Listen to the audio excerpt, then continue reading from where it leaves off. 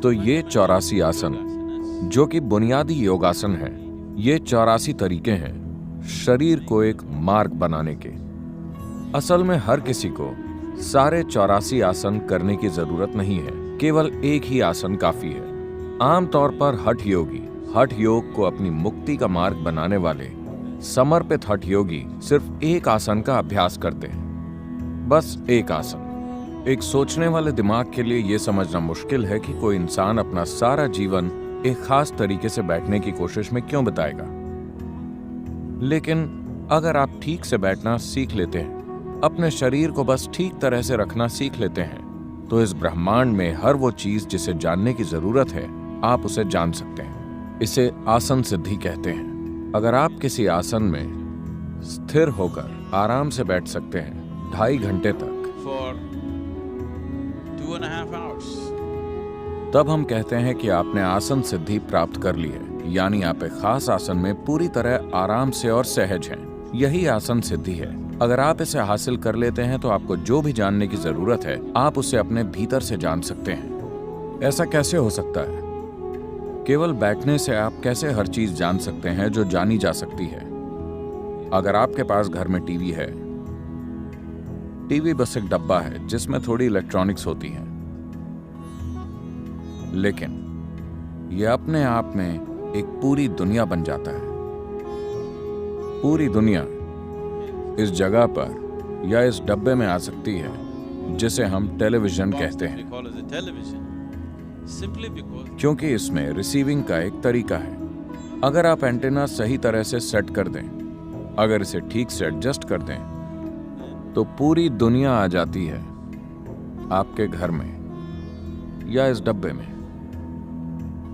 अगर ठीक से सेट नहीं है तो टीवी वही है, इसमें सब कुछ है, पर वो कुछ नहीं कर सकता।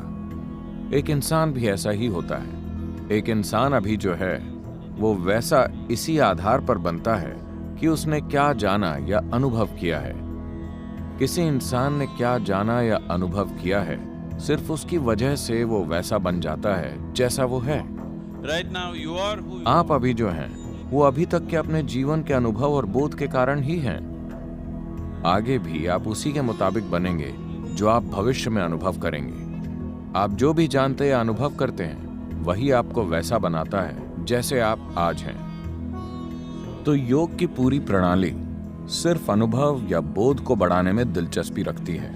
तो अगर आप सही तरीके से आसन में बैठते हैं, अगर आपका अलाइनमेंट सही है और अगर ये किसी तरीके से ब्रह्मांडी ज्यामिति से मिलता है, 84 अलाइनमेंट्स हैं। अगर कोई व्यक्ति इन 84 आसनों का अभ्यास करता है या सिर्फ एक आसन में महारत हासिल कर लेता है और उसके माध्यम से बाकी 83 तक पहुंचता है, तब वो अब तक सृष्टि में हुई हर चीज को जान सकता है, क्योंकि उस सब की याददाश्त आपके शरीर के भीतर मौजूद है। हम कह सकते हैं कि एक कोड के रूप में इसे जगाया और सक्रिय किया जा सकता है। अगर ये आपसे बाहर के दूसरे आयाम को स्पर्श करती है तो आसन शक्तिशाली साधन है। योग आसन जुड़ने के शक्तिशाली साधन है। मैं नहीं चाहता कि आप योग के अर्थ को भूलें। योग का मतलब है जुड़ना। जुड़ने का मतलब है कि दो एक हो गए हैं। दो का मतलब इस अस्तित्व में सिर्फ दो ही चीजें हैं, आप और बाकी का अस्तित्व। बाकी की चीजों को आप पहचान सकते हैं ये, वो या वो के रूप में, लेकिन असल में सिर्फ दो ही हैं, आप और बाकी का अस्तित्व। क्योंकि आपके भीतर अनुभव के सिर्फ दो ही आयाम हैं। आप नहीं जानते कि इस ब्रह्मांड में ऊपर और नीचे क्या है।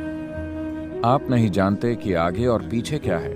आप कुछ नहीं जानते। ये सब हमने अपनी सुविधा के लिए बना लिया है। अनुभव के आधार पर वास्तविकता सिर्फ इतनी है कि किसी चीज को बाहर कहते हैं और किसी चीज को भीतर कहते हैं। तो अनुभव के ये दो आयाम हैं, भीतरी और बाहरी। तो योग का मतलब है इन दोनों को मिलाकर एक कर देना, बाहरी और भीतरी, आप और बाकी सब, आप और कोई और। जब आप और कोई और नहीं होता, तब सिर्फ आप और आप होते हैं, तब वो योग है।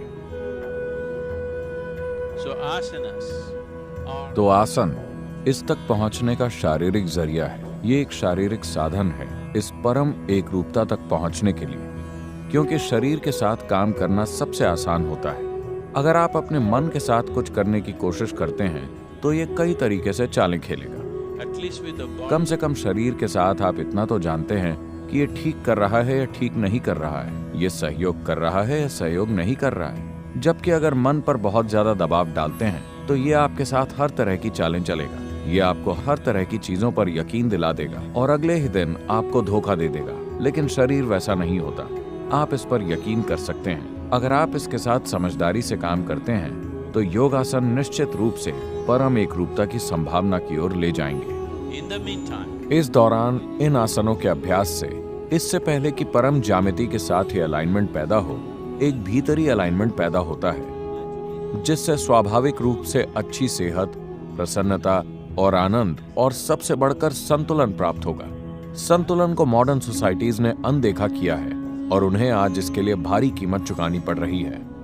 आप चाहे जितने भी होशियार हों, आप चाहे जितने भी काबिल हों या पढ़े लिखे या योग्य हों, अगर आपके पास जरूरी संतुलन नहीं है तो आप सफल नहीं होंगे, अपने जीवन में बहुत आगे तक नहीं जाएंगे।